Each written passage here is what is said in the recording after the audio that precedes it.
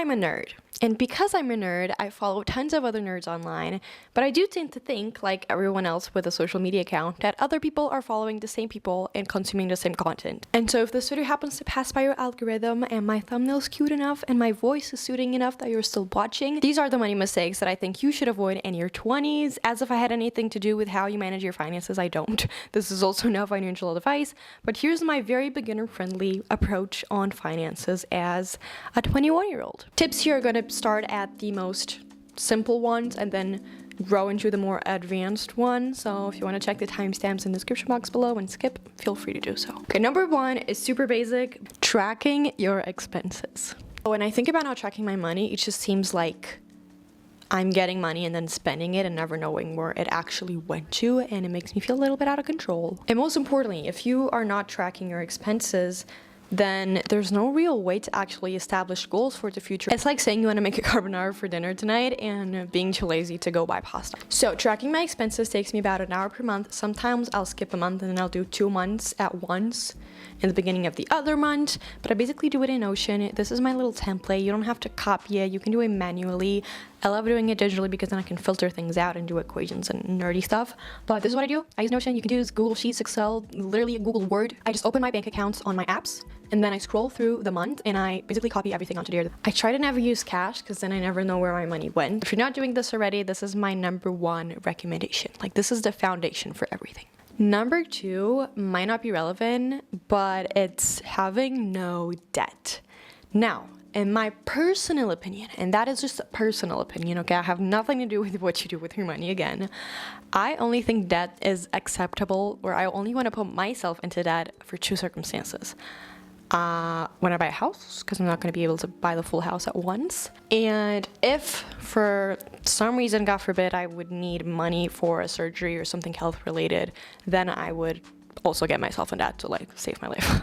In life, there's basically 2 types of things you can purchase. Number 1 is assets, and an asset is something that gains value with time. Like a house, if I buy it today, there's a like 99% chance that if I would sell it in 5 years, I would sell it for more. Even if there was a crisis, if I would wait and the crisis would pass, I would still be able to get more money for the house. And then there's depreciating assets where you buy them and then if you would sell them, you would lose money. Some people even say that if you buy a house and you live in it, it's not an asset because you are not going to get rid of that house and you're paying it for your own benefit. So it's not something that you're making money out of. If you would buy a new car today, if tomorrow you would sell the car, you would lose money.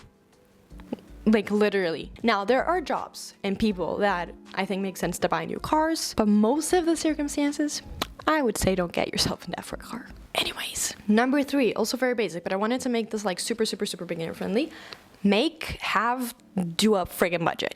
Okay, what is a budget? It's basically splitting up the money that you make monthly into categories. Some people divide it into rent, utilities, gas, food, clothes, dinners out, blah, blah, blah. I do it more simply. My budget is divided into necessary living expenses and unnecessary living expenses. There's a very famous rule for budgeting in the US. Honestly, I think those rules are made for people with high incomes and for mainly middle class people that can afford to save a lot or can afford to spend a lot of money on luxurious non-necessary items. So what I do with my budget is I think about how much money in a year I would be comfortable spending in things that I don't need. And that includes clothes, dinners out, travel, vacation, concerts, anything that is not rent, utilities, gas, and food. And food just counts supermarket, doesn't count restaurants and stuff. I think about how much money, if I knew I had spent at the end of the year in these things, I would feel comfortable for. Like, if I thought I spent $10,000 in extraordinary things I don't need, I would feel very guilty because I was like, oh my God, these 10K would make a big difference if they were put in stocks or houses or whatever. Maybe 5K I'm comfortable with, just giving examples here. And then I would divide that by 12 and maybe I would get $200, $500, $50, whatever that is. So I put that in my monthly budget that I only want to spend X on those non-necessary things, and then I make the math of what my rent costs, what my utilities usually cost, what I tend to spend on food.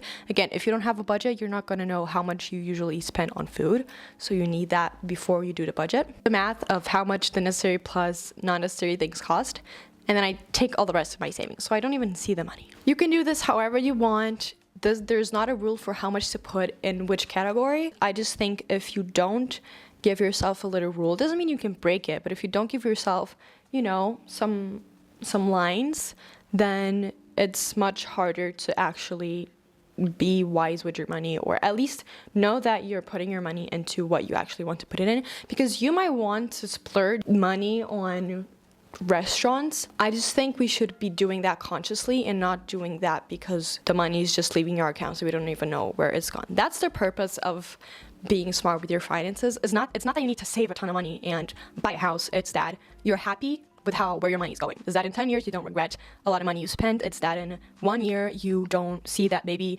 you did a lot of things you didn't really want to do and then you didn't have money for other things you wanted. It's just so that you are happy with how you spend your money, no matter how you do. I would advise you to have an emergency fund, which usually should be around 3 to 6 times your monthly necessary expenses, just so if something happens to you, or you lose your job, or I don't know, you get sick, you don't lose your apartment or, your ability to pay for your food. But besides having an emergency fund, just do whatever you want with your money. Just think about it before you do it, basically. I also think it's super important when you're putting that money towards your savings, if you are, to be very clear about what you're saving for. I think we grow up with this notion that we should be saving our money, but no one really tells us why we should be doing that. And so that doesn't really motivate us to save the money if there's nothing we want to do with it, or if it's just like a broad idea in the future because eventually I would like to go to Thailand, or eventually I'd like to buy a house. Give yourself goals. Maybe you want to buy a 300,000 house in 5 years, and for so you need a 30,000 entry. $30,000 divided by 5 years is X a month. Maybe you want to do a big trip. Just know where you want to spend your money, because that will motivate you to actually save the money. Number 5 is something I kind of trained myself to do, and I basically try to wait. Doesn't mean that happens all the time, but I try to wait 1 month before I make big purchases or even clothing purchases. I'll put things on my wish list and wait a few weeks before I buy them, just to make sure I'm not buying clothes because they're super trendy or out of impulse. Some days I think when I'm sad, I feel an urge to shop, and then maybe I just buy things that I'm like, I really didn't need this, I'm not wearing this enough to justify the purchase.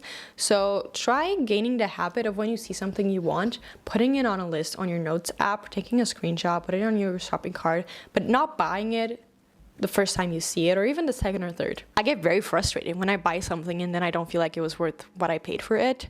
And then it creates kind of a frustrating feeling towards money. So even when I like something that I know I don't need it now, sometimes I just wait till Christmas, and then when my grandma asks me what I want for Christmas, I just tell her that. Number 6, I'm going to talk very briefly because I don't want to get into all the details because it varies a lot depending on which country you're at, especially if you're in the US. In order to, for example, buy a house or do other things, you need to have a good credit score. And I grew up with the notion that I didn't want a credit card because credit cards mean that I'm paying things in debt or that I'm not using my money correctly. But actually, if you have a credit card and you buy things with your credit card that you would buy anyways, like food, like gas, stuff like that, and then you pay it at the end of the month from your normal card, then it will show your bank that you're very good at paying your debt without actually buying things you don't need. And so when you go and apply for a loan for a home, for example, they will trust you more and it's going to be easier to get that loan. In very simple terms, that's it. Number 7, this is something I did recently. I had been kind of avoiding and procrastinating doing it, but there's a lot of types of retirement accounts, which are basically saving accounts that give you a lot of benefits. So for example, there are saving accounts that have high interest than others, which means that if you put your money in, you'll make money for free just by having the money there. And if you, for example, invest in stocks, the money that you receive from the stocks, like the profit you make, in some retirement accounts, you don't pay taxes on them. Because usually when you buy stocks or when you gain some type of profit from something, then you have to pay the government taxes on that money. And if you do that using the money in your retirement account, you won't need to pay taxes. In the US, I'd say the two biggest ones are the 401ks. If you're a self-employed person, the solo 401k, and then the Roth IRA. For the Roth IRA, basically, I think there's a max you can put there every year, which is, I think, $6,000 or $7,000. And then if you buy stocks with the money in that account, you can only take the money out once you're like 60 years old, which for some people might sound crazy, but retirement accounts are made for you to use when you're retired. So it kind of makes sense. So you do have to put the money in there without having while knowing that you're not going to need it before that time, because if you do take, you're going to lose all the benefits.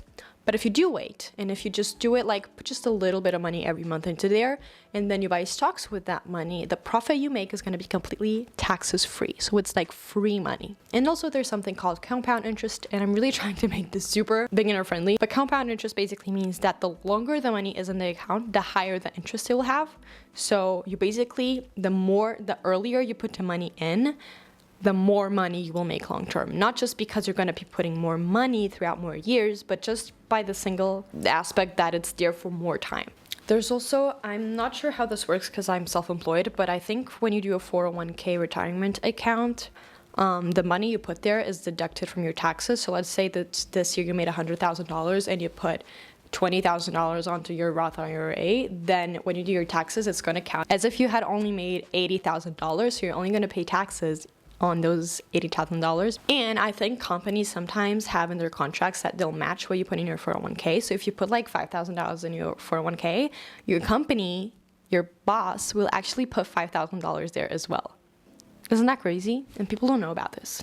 Like, this is not a scheme. This is just a plain, boring, super safe retirement account. Okay, number 8 is not investing in the S&P 500. And I had this big task on my head for the longest time that was just named learn about stocks. Like, I knew that people made money from stocks. I knew that it was probably a smart decision to put money into stocks or funds, but I had no idea what that actually meant, where I should put it, if I should just buy like stocks from Apple and Tesla, because I trust those companies, how much I should put, why I should do that, how that even works, until I actually heard the study that blew my mind, which said that there's a fund called the S&P 500, which basically has the most profitable, don't quote me on this, but the most profitable 500 companies in the US. If you compare the profit that people that put all their money in the S&P 500 do versus the profit that professional stock market, like Wall Street people that have so much information about stocks and pick the companies they invest in very particularly, the profit that those Wall Street people make versus the people that just invest in the S&P 500, the S&P 500 people make more profit. Like, it's been studied for the past, I don't know how many years, that they actually make more profit at the end of their lives. So basically what they're telling you is you will make more profit if you don't invest in individual stocks. And if you just invest in this one stock, that inside of it, there's 500 companies. You don't have to do anything. You just have to type S&P 500 and then put your money out there.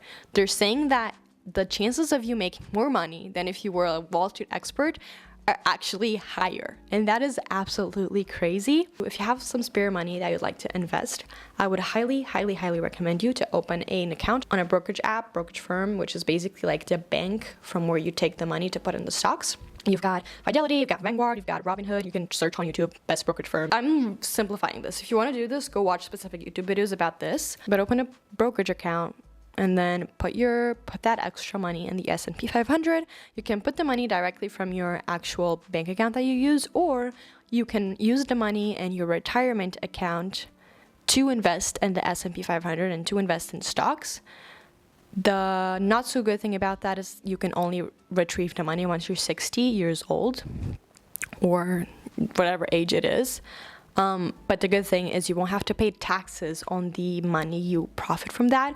If you're doing this more short term, then use your regular bank account and then you'll pay taxes on the profit you make from the stocks, but you're still going to be making profit, so it's still worth it. Historically, the S&P 500 has provided an average annual return of about 7 to 10% when adjusted to inflation, which means if you put $1,000 into it, after a year, you'd have $1,100. If you take out inflation, then if you put $1,000, you would basically have $1,070 at the end of a year. When I say take out inflation, every year the prices and things increase. When I say $1,070, that means $170 what they're worth now. And the last money mistake I would avoid in my 20s, and this one I actually committed it. I did it, and it's not that I regret it, because I think I'm going to be able to get my money back, but honestly, it was such a pain in my butt.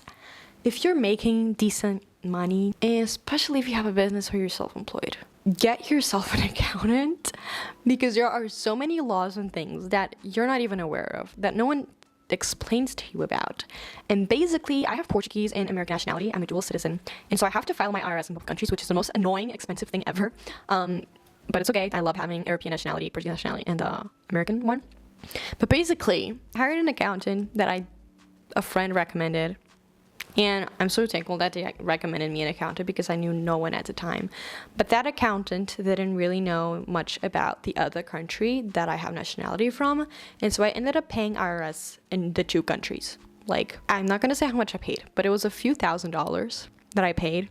And then the next year I was like, okay, let me get a better accountant that actually, can answer me some questions, because also I make money from YouTube, and not a lot of accountants know how to tax that and how that works, whatever. And I talked to that accountant. She was like, you should not have paid those thousands of dollars, because you don't have to pay IRS in both countries. There's an agreement with Portugal and the US, and if you file your IRS correctly, you do not need to pay taxes there.